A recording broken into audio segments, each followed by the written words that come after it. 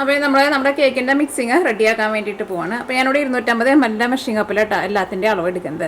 അപ്പോൾ 250 ml machine കപ്പിൽ നമ്മൾ 1 കപ്പ് മൈദപ്പൊടി എടുത്തിട്ടുണ്ട്. മൈദപ്പൊടി എടുക്കുമ്പോൾ അതാ നോക്കിക്കേ, ഇതേപോലെ ഇങ്ങനെ വടിച്ചിട്ടുള്ള അളവ് എടുക്കണം കേട്ടോ. കുമ്പാരം പോലെ മുകളിലേക്ക് നിൽക്കരുത്.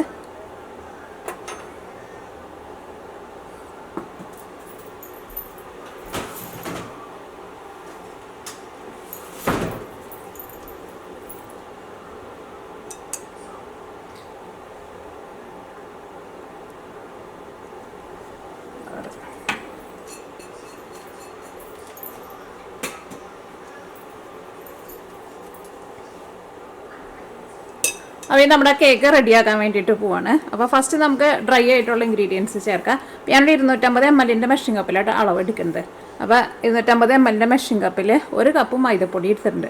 എല്ലാത്തിൻ്റെ അളവ് എടുക്കുമ്പോൾ അതാ ഇതേപോലെ ഇങ്ങനെ വടിച്ചിട്ടുള്ള അളവ് എടുക്കണം കേട്ടോ. 1 കപ്പ് മൈദപ്പൊടി അത് നമുക്കൊരു അരിപ്പയിലേക്ക് ഇടാം. കാരണം എല്ലാവരും ഒന്ന് അരിച്ചിട്ട് ഇടുക. പഞ്ചസാരയാണ് വേണ്ടത്. അപ്പോൾ ആ സെയിം കപ്പിൽ തന്നെ 1 കപ്പ് പൊടിച്ച പഞ്ചസാരയായിട്ട് എടുത്തേക്കുന്നത്. 1 കപ്പ് പൊടിച്ചിട്ടുള്ള അളവാണ് പറയുന്നത്. 1 കപ്പ്. ഇനി നമ്മളിതിലേക്ക് ചേർക്കുന്നത് കൊക്കോ പൗഡറാണ് ചേർക്കുന്നത്. ഞാനിവിടെ ഡാർക്ക് കൊക്കോ പൗഡറാണ് എടുത്തേക്കുന്നത്. നിങ്ങൾക്ക് വേണമെന്ന് വെച്ചാൽ ഡാർക്ക് എടുക്കുക. അപ്പോൾ നമ്മുടെ കേക്കിന് കുറച്ചും കൂടി നല്ലൊരു കളറൊക്കെ കിട്ടാൻ വേണ്ടിയിട്ടാണ് ഞാനത് ചേർത്തത്. അല്ലെങ്കിൽ സാധാരണ നോർമൽ വേണമെന്ന് വെച്ചിട്ടുണ്ടെങ്കിൽ അത് ചേർക്കാം. അപ്പോൾ ഇത് ഞാനിവിടെ 250 ml 1/2 കപ്പാട്ടാ. 1/2 കപ്പ് കൊക്കോ പൗഡർ. ഇതിനാകുമ്പോൾ നല്ലൊരു കളർ കിട്ടും. അപ്പോൾ ഞാനിവിടെ അതാ ഹെർഷീസിൻ്റെ സ്പെഷ്യൽ ഡാർക്കാട്ടാണ് ചേർത്തത്. അല്ലെങ്കിൽ നമുക്ക് ഇതാ ഇതേപോലെ സാധാരണ നോർമലായിട്ടുള്ളതും കിട്ടും കേട്ടോ. അതെനിക്ക് ഇഷ്ടമുള്ളത് ചേർക്കട്ടെ. ഞാൻ അടുത്തത് ചേർക്കുന്നത് 1 ടീസ്പൂൺ ബേക്കിംഗ് പൗഡറാണ് ചേർക്കുന്നത്. ബേക്കിംഗ് പൗഡർ എടുക്കുമ്പോഴും ഇതാ ഇതേപോലെ ഇങ്ങനെ വടിച്ചിട്ടുള്ള അളവ് എടുക്കുക. കൂടുതൽ ബേക്കിംഗ് പൗഡർ ചേർത്തിട്ടുണ്ടെന്ന് വെച്ചിട്ടുണ്ടെങ്കിൽ കേക്ക് പൊട്ടിയൊക്കെ പൂട്ടാം. അപ്പോൾ 1 ടീസ്പൂൺ, ടേബിൾ സ്പൂൺ അല്ല, 1 ടീസ്പൂൺ. പിന്നെ ചേർക്കുന്നത് 1/2 ടീസ്പൂൺ ബേക്കിംഗ് സോഡ, നമ്മുടെ സോഡാപ്പൊടി എന്ന് പറയില്ലേ അത് 1/2 ടീസ്പൂൺ. പിന്നെ 1/4 ടീസ്പൂൺ ഉപ്പ്.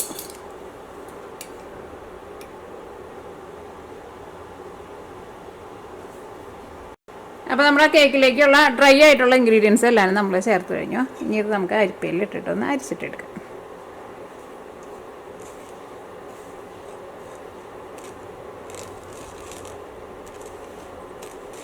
പിന്നെ നിങ്ങൾ കൊക്കോ പൗഡറൊക്കെ വാങ്ങുമ്പോൾ നല്ല ബ്രാൻഡഡ് ആയിട്ടുള്ളത് വാങ്ങണം കേട്ടോ. അതിനായിരിക്കും ശരിക്കും നമ്മുടെ ആ കൊക്കോ പൗഡറിൻ്റെ നല്ല ശരിക്കുള്ള ടേസ്റ്റൊക്കെ കിട്ടുക. അപ്പോൾ ഇതെല്ലാം നമ്മൾ അരിപ്പയിൽ ഇട്ടിട്ട് അരിച്ചെടുത്തിട്ടുണ്ട്. ഇതെല്ലാം കൂടിയിട്ട് ഒന്ന് മിക്സ് ചെയ്ത് കഴിഞ്ഞിട്ട് എല്ലാവരും നന്നായിട്ടൊന്ന് ഇങ്ങനെ ഒന്ന് മിക്സ് ചെയ്ത് കൊടുക്കുക. അല്ലെങ്കിൽ നിങ്ങൾക്ക് വേണമെന്ന് വെച്ചിട്ടുണ്ടെങ്കിൽ 1 പ്രാവശ്യം കൂടി അരിപ്പയിൽ ഇട്ടിട്ട് ഒന്നും കൂടി ഒന്ന് അരിച്ചിട്ടെടുക്കുക. അല്ലെങ്കിൽ അതേപോലെ നന്നായിട്ട് ഒന്നും സെപ്പറേറ്റ് ആവാണ്ട് എല്ലാവരും മിക്സായിട്ട് വരണം. അപ്പോൾ നോക്കിക്കുക, എല്ലാം കൂടിയിട്ട് നമുക്ക് നല്ല നൈസ് പൗഡറായിട്ട് കിട്ടിയിട്ടുണ്ട്. നമ്മൾ അരിപ്പയിലിട്ട് അരിച്ചില്ല എന്ന് വെച്ചിട്ടുണ്ടെങ്കിൽ എല്ലാവരും കൂടിയിട്ട് മിക്സ് ആവുകയും ചെയ്യില്ല. പിന്നെ ചിലപ്പോൾ ഇങ്ങനെ തരിയൊക്കെ ആയിട്ട് സെപ്പറേറ്റ് ആയിട്ട് കിടക്കുകയും ചെയ്യും. ഇതിപ്പോൾ നോക്കിക്കുക നല്ല നൈസ് പൗഡറായിട്ട് വന്നിട്ടില്ലേ. ഇതിലേക്ക് നമുക്ക് വെറ്റായിട്ടുള്ള ഇൻഗ്രീഡിയൻസ് ചേർക്കാം. ഞാൻ അടുത്തത് നമ്മളിതിലേക്ക് ചേർക്കുന്നത് 1 മുട്ട ചേർക്കണം. അടുത്തത് ചേർക്കുന്നത് ഓയിലാണ് ചേർക്കുന്നത്. ഞാനിവിടെ സൺഫ്ലവർ ഓയിലാണ് ചേർക്കുന്നത്. ഇത് നമ്മൾ കൊക്കോ പൗഡർ എടുത്തിരുന്ന കപ്പാട്ട്, അതുകൊണ്ടാണ് അടിയിൽ അങ്ങനെ കളർ കാണുന്നത്. അത് ഞാനിവിടെ 1/2 കപ്പ് ഓയിൽ എടുത്തിട്ട് ഈ 1/2 കപ്പ് ഓയിലിൽ നിന്ന് 2 ടേബിൾ സ്പൂൺ ഓയിൽ ഞാൻ മാറ്റിയിട്ടുണ്ട് കേട്ടോ. കാരണം 1/2 കപ്പ് അത്രയ്ക്ക് ഫുള്ളായിട്ട് ഒഴിക്കണ്ട.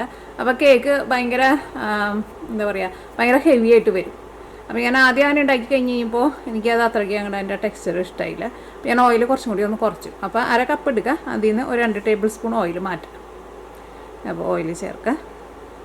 ഓയിലിന് പകരം നിങ്ങൾക്ക് ബട്ടർ വേണമെന്ന് വെച്ചിട്ടുണ്ടെങ്കിൽ ബട്ടർ ചേർക്കുക. അടുത്തത് ചേർക്കുന്നത് പാലാണ് ചേർക്കുന്നത്. ഇളം ചൂടുള്ള പാല്, അത് 1/2 കപ്പ് കേട്ടോ.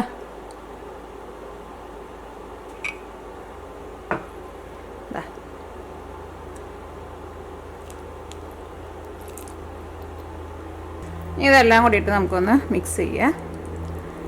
ഇതിലേക്ക് നമുക്ക് നല്ല ചൂടുള്ള വെള്ളം കൂടിയിട്ട് ചേർക്കണം. ഇതെല്ലാം കൂടിയിട്ട് ഒന്ന് മിക്സായി കഴിഞ്ഞിട്ട് ചേർക്കാം. പിന്നെ ഇതിലേക്ക് 1 ടേബിൾ സ്പൂൺ തൈരും ചേർക്കുന്നുണ്ട്. നല്ല കട്ട പോലെ തൈര് ചേർക്കണ്ട.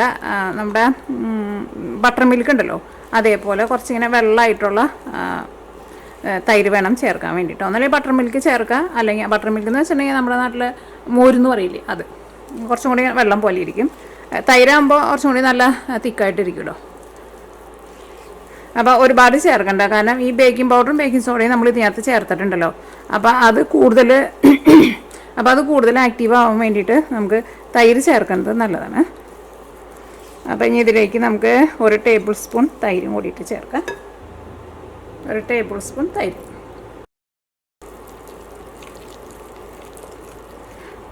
ഇതെല്ലാം കൂടിയിട്ട് നന്നായിട്ടൊന്ന് മിക്സ് ചെയ്യാം. ഇതിലേക്ക് നമുക്ക് ഒരു ഫ്ലേവറിന് വേണ്ടിയിട്ട് വാനില എസൻസ് ചേർക്കാം. വാനില എസൻസ് ഞാൻ ഇതിലേക്ക് 1 ടീസ്പൂണാണ് ചേർക്കുന്നത്.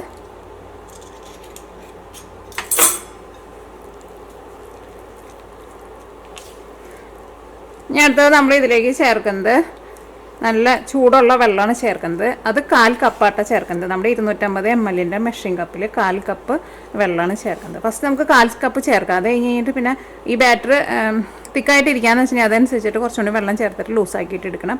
കാരണം ഈ കേക്കിൻ്റെ ബാറ്റർ ഉണ്ടല്ലോ, സാധാരണ കേക്കിൻ്റെ പോലെ ഇരിക്കരുത്, കുറച്ച് ലൂസായിട്ട് ഇരിക്കണം. ഭയങ്കര ടൈറ്റായിട്ട് ഇരുന്നിട്ടുണ്ടെന്ന് വെച്ചിട്ടുണ്ടെങ്കിൽ കേക്ക് ശരിക്കും പൊന്തി വരില്ല കേട്ടോ. കാരണം ഈ കേക്കിൻ്റെ ഈ ബാറ്റർ തന്നെ കണ്ടില്ലേ, നല്ല തിക്കായിട്ടുള്ള ബാറ്ററാണ്. അപ്പോൾ കുറച്ചിങ്ങനെ ഹെവി ആയിട്ടുള്ള ബാറ്ററാണ്. അപ്പോൾ ഭയങ്കര തിക്കായിട്ട് ഇരുന്നിട്ടുണ്ടെന്ന് വെച്ചിട്ടുണ്ടെങ്കിൽ അതിന് അത്രയ്ക്ക് അങ്ങോട്ട് പൊന്തി വരാൻ വേണ്ടിയിട്ട് പറ്റില്ല. അപ്പോൾ 1/4 കപ്പ് നല്ല ചൂടുള്ള വെള്ളമാണ് ചേർക്കുന്നത്.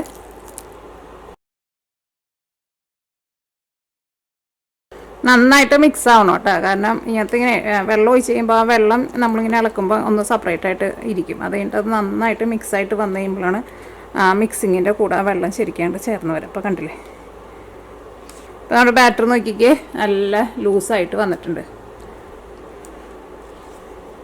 അത് കറക്റ്റ് പാകം. അപ്പം എങ്ങനെ നിങ്ങൾ വെള്ളം ചേർത്ത് കഴിഞ്ഞിട്ട് ഇങ്ങനെ മിക്സ് ചെയ്യുന്ന സമയത്ത് നോക്കി ഇത് നല്ല സ്മൂത്തായിട്ട് പോകുന്നുണ്ട്. അപ്പോൾ നിങ്ങൾക്ക് ടൈറ്റായിട്ട് ഇരിക്കുന്ന പോലെ തോന്നുന്നുണ്ടെന്ന് വെച്ചിട്ടുണ്ടെങ്കിൽ നല്ല ചൂടുള്ള വെള്ളം ഒഴിച്ചിട്ട് ലൂസാക്കിയിട്ട് എടുക്കണം. അത് പ്രത്യേകം ശ്രദ്ധിക്കുക കേട്ടോ, അല്ലെങ്കിൽ കേക്ക് ശരിക്കും പൊന്തില്ല കേട്ടോ. അപ്പോൾ നമ്മുടെ കേക്കിൻ്റെ മിക്സിങ് ഇത്രയ്ക്കേ ഉള്ളൂ. ഇനി ഇത് നമുക്കൊരു കേക്ക് ടിന്നിലേക്ക് ഒഴിക്കാം. അപ്പോൾ ഈ കേക്ക് ബേക്ക് ചെയ്യാൻ വേണ്ടിയിട്ട് ഞാനിവിടെ ഒരു ബേക്ക് ടിൻ എടുത്തിട്ടുണ്ട്. ഇതിനകത്ത് നമ്മളൊരു ബട്ടർ പേപ്പറും വെച്ചിട്ടുണ്ട് കേട്ടോ. ഇതിലേക്ക് നമുക്ക് കുറച്ച് ഓയിൽ അല്ലെങ്കിൽ ബട്ടറോ നമുക്കൊന്ന് ബ്രഷ് ചെയ്ത് കൊടുക്കാം. ഇതിൻ്റെ സൈഡിലും ഒന്ന് ബ്രഷ് ചെയ്ത് കൊടുക്കണം കേട്ടോ. എൻ്റെ പഴയ ഒരു കേക്ക് ടിന്നാട്ടോ, പണ്ടത്തെ നമ്മുടെ കുക്കറിൻ്റെ ഉള്ളിലേക്ക് വന്നുകൊണ്ടിരുന്നതാണ്. ഞാൻ പോത്തുശ്ശേരിയിൽ നിന്ന് കല്യാണം കഴിഞ്ഞ സമയത്ത് അവിടെ നിന്ന് മമ്മിയുടെ അടുത്ത് നിന്ന് കൊണ്ടുവന്ന ഒരു പാത്രമാണ്. ഇതിനകത്ത് ഞാൻ കുറേ കേക്കുകൾ ഞാൻ ബേക്ക് ചെയ്തിട്ടുണ്ട്. ഞാൻ കുറേ പഴക്കെത്തിയിട്ടുണ്ട്, പക്ഷേ എനിക്കിത് ഭയങ്കര ഇഷ്ടമായത്.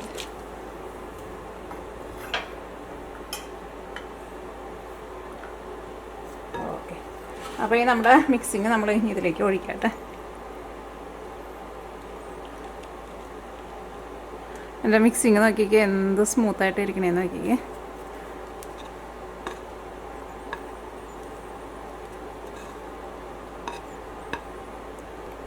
ഈ സൈഡിലൊന്നും ഇത് വെച്ചിട്ട് ഇങ്ങനെ കാണിക്കരുത് കേട്ടോ. അപ്പോൾ അത് സൈഡിൽ ഇരുന്നിട്ട് അവിടെ ഇരുന്നിട്ട് അത് കരിഞ്ഞു പിടിക്കും.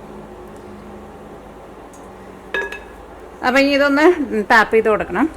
കാരണം ഇതിനകത്ത് എയറൊക്കെ ഉണ്ടെങ്കിൽ പോകാൻ വേണ്ടിയിട്ടേ. ഈ കേക്ക് അത്യാവശ്യം നന്നായിട്ടൊന്ന് ടാപ്പ് ചെയ്യണം കേട്ടോ. കാരണം ഇതിനകത്ത് ബബിൾസ് കൂടുതലായിരിക്കും. നമ്മൾ നോക്കി ആ ടാപ്പ് ചെയ്ത് കഴിഞ്ഞപ്പോൾ കുറച്ച് ബബിൾസൊക്കെ മുകളിൽ വന്നേനുണ്ട്. അതൊക്കെ ഇതേപോലെ ഒരു സ്പൂൺ അല്ലെങ്കിൽ സ്പാച്ചിൽ വെച്ചിട്ടൊന്ന് ബബിൾസിന് ഇതേപോലെ ഒന്ന് മാറ്റി കളയണം കേട്ടോ. കാരണം ഇതിനകത്തേക്ക് നമ്മൾ ആ ബേക്കിംഗ് പൗഡറും ബേക്കിംഗ് സോഡയും തൈരൊക്കെ ചേർത്ത് കഴിഞ്ഞപ്പോഴേ അത് കൂടുതൽ ആക്റ്റീവായിട്ടുണ്ട്. അങ്ങനെ ഞാൻ വിചാരിക്കുന്നു. സാധാരണ കേക്കുകളുണ്ടാകുമ്പോൾ ഇത്രയ്ക്ക് ബബിൾസ് അങ്ങനെ വരാറില്ല. ഓക്കെ, അപ്പോൾ നിങ്ങൾക്ക് ഓവനിൽ വേണമെന്ന് വെച്ചിട്ടുണ്ടെങ്കിൽ ഓവനിൽ വെച്ചിട്ട് ബേക്ക് ചെയ്തിട്ടെടുക്കുക. ഇത് ഞാനിവിടെ സാധാരണ നമ്മളിപ്പോൾ അടുപ്പത്ത് വെച്ചിട്ട് ബേക്ക് ചെയ്യില്ല, അതേപോലെയാണ് ബേക്ക് ചെയ്യാൻ വേണ്ടിയിട്ട് പോകുന്നത്. ഞാനൊരു ചീനച്ചട്ടിയിൽ വെച്ചിട്ടാണ് ബേക്ക് ചെയ്യുന്നത്. ബേക്ക് ചെയ്യാൻ നിങ്ങൾക്ക് എല്ലാവർക്കും അറിയായിരിക്കും. ഫസ്റ്റ് എടുക്കണ കുക്കറാന്ന് വെച്ചിട്ടുണ്ടെങ്കിൽ കുക്കർ അല്ലെങ്കിൽ നല്ല കട്ടിയുള്ള ചീനച്ചട്ടി ഉണ്ടെന്ന് വെച്ചിട്ടുണ്ടെങ്കിൽ അതാണ് നല്ലത്. ഫസ്റ്റ് ചീനച്ചട്ടി നന്നായിട്ട് ചൂടാക്കുക. അത് കഴിയുമ്പോൾ നന്നായിട്ട് ചൂടായി കഴിയുമ്പോൾ പിന്നെ ഒരു മീഡിയം ഫ്ലെയിമിൽ വയ്ക്കുക. അത് കഴിഞ്ഞിട്ട് ചീനച്ചട്ടിയുടെ ഉള്ളിലേക്ക് വേറെ എന്തെങ്കിലും ഒരു സെപ്പറേറ്റ് എന്തെങ്കിലും ഒന്ന് കമത്തി വെക്കണം കേട്ടോ. അതിൻ്റെ മുകളിൽ വേണം ഇത് വെക്കാൻ വേണ്ടിയിട്ട്.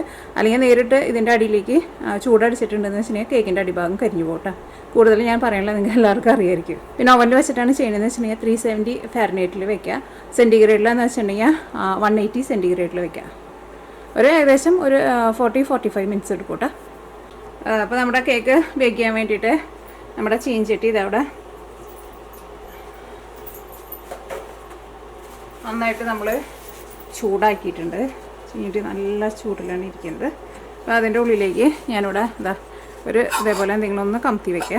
കാരണം ഇതൊന്ന് പൊന്തിയിരിക്കുന്ന പോലെ വെക്കണം കേട്ടോ. അത് കഴിഞ്ഞ് കഴിയുമ്പോൾ ഇത് നമ്മൾ മീഡിയം ഫ്ലെയിമിൽ വെക്കുക. പ്രത്യേകം ശ്രദ്ധിക്കുക, തീ ഒരുപാട് കൂട്ടി വെച്ചിട്ടുണ്ടെന്ന് വെച്ചിട്ടുണ്ടെങ്കിൽ കേക്ക് കരിഞ്ഞു പോകും കേട്ടോ. ഈ മൂടി വയ്ക്കുമ്പോഴായിരുന്നാലും പ്രത്യേകം ശ്രദ്ധിക്കുക, ഫ്ലാറ്റായിട്ടുള്ള മൂടി വെച്ചിട്ട് മൂടരുത്. കാരണം കേക്കൊന്ന് പൊന്തി വരുമ്പോൾ ഫ്ലാറ്റായിട്ടുള്ള മൂടി വെച്ചിട്ടുണ്ടെന്ന് വെച്ചാൽ ഉറപ്പായിട്ട് അതിൻ്റെ അടിയിൽ പിടിക്കും. അപ്പോൾ ഇതേപോലെ നല്ല കുഴിയുള്ള മൂടി വെച്ചിട്ട് മൂടുക, കറക്റ്റ് മൂടി വെച്ചിട്ട് മൂടുക. നമ്മുടെ കേക്ക് റെഡി ആയിട്ടുണ്ട്. എൻ്റെ ഇടയ്ക്ക് ഞാനൊരു 40 മിനിറ്റ് ആയപ്പോൾ ഞാനൊന്ന് തുറന്നു നോക്കിയിട്ടുണ്ടായിരുന്നു. അപ്പോൾ കേക്ക് റെഡി ആയിട്ടുണ്ടായിരുന്നില്ല. ഞാനൊരു 55 മിനിറ്റ് ആയിട്ടാണ് ഈ കേക്ക് റെഡിയാക്കാൻ വേണ്ടിയിട്ട് വെച്ചിട്ടുണ്ടായിരുന്നത്.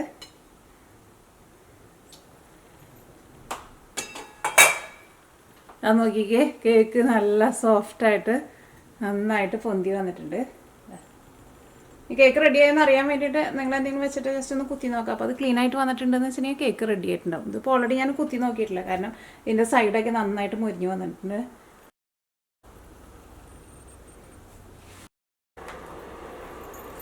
അപ്പോൾ ഇത് നമുക്ക് കേക്ക് അതിൻ്റെ ഉള്ളിൽ നിന്ന് നമുക്ക് പുറത്തേക്ക് എടുക്കാം.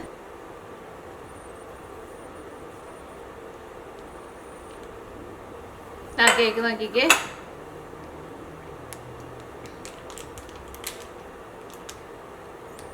ഒട്ടും ഡ്രൈ ആവാണ്ടിരിക്കണ കേക്കാട്ട കണ്ട.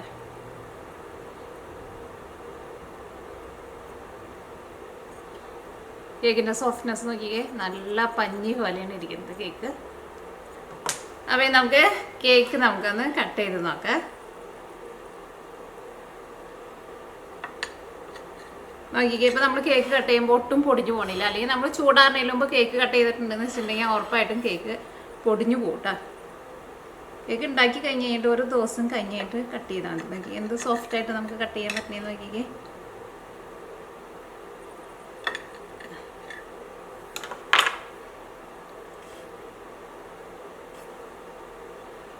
കേക്കിൻ്റെ ഉൾഭാഗമൊക്കെ നോക്കിക്കേ, എന്ത് ഭംഗിയില്ല അതിൻ്റെ ഉള്ളിൽ ആ ലെയറൊക്കെ വന്നിരിക്കണേന്ന് നോക്കിക്കേ. പിന്നെ നിങ്ങൾ ചിലർ പറയാറുണ്ട്, കേക്ക് ചിലപ്പോൾ നമുക്ക് കാണുമ്പോൾ ചിലപ്പോൾ കേക്ക് വെന്ത പോലെ ഇരിക്കുക. അപ്പോൾ നമ്മൾ കട്ട് ചെയ്യുന്ന സമയത്ത് ഇവിടെ ഇങ്ങനെ ഒരു പിരിപ്പിരിപ്പിൻ്റെ ഒരു ടെക്സ്ചർ ഉണ്ടല്ലോ, ഇതാണ് നമ്മുടെ ശരിക്കും നല്ല നന്നായിട്ട് ബേക്കായിട്ടുള്ള നല്ല സോഫ്റ്റ് ആയിട്ടുള്ള കേക്കിൻ്റെ ടെക്സ്ചറാണ് ഇങ്ങനെ ഇരിക്കുക.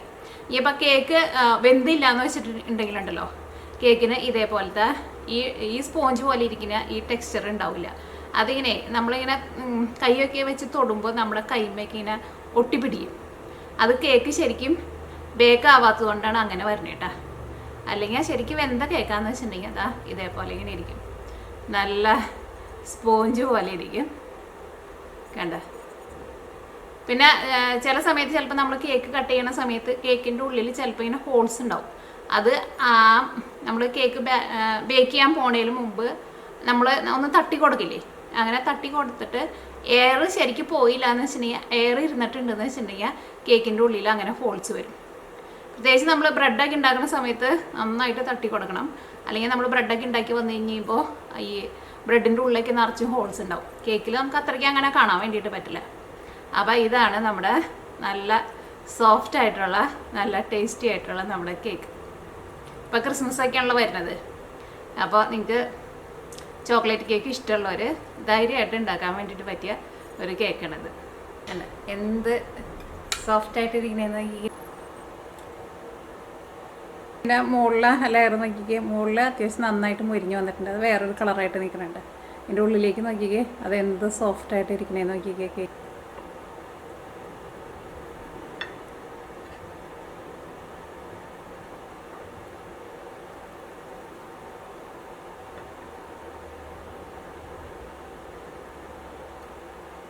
കേക്ക് ഇതാ ഞാനിവിടെ ഇതേപോലെ ഇങ്ങനെ ഓരോ പീസൊക്കെ ആയിട്ട് കട്ട് ചെയ്തെടുത്തിട്ടുണ്ട്. അപ്പോൾ നല്ല സോഫ്റ്റ് ആയിട്ടുള്ള കേക്കാണ്. കേക്കിന് ഇതേപോലെ നല്ല കളർ വേണമെന്ന് വെച്ചിട്ടുണ്ടെങ്കിൽ ഡാർക്ക് കൊക്കോ പൗഡർ എടുത്തിട്ടുണ്ടാകും കേട്ടോ. അപ്പോൾ നല്ലൊരു ചോക്ലേറ്റ് കേക്കൊക്കെ ആകുമ്പോൾ കുറച്ച് നല്ല ഡാർക്ക് കളറിൽ ഇരിക്കുന്നതാണ് എനിക്ക് കൂടുതൽ ഇഷ്ടം. അപ്പോൾ നിങ്ങൾ ഞാൻ പറഞ്ഞേക്കുന്ന അളവിൽ എല്ലാവരും കറക്റ്റ് അളവിൽ എടുത്തിട്ട് റെഡിയാക്കിയിട്ട് നോക്കാം. ക്രിസ്മസ് ഒക്കെ വരാണല്ലോ, അപ്പോൾ നിങ്ങൾക്ക് നല്ല സോഫ്റ്റ് ആയിട്ടുള്ള കേക്ക് കിട്ടും.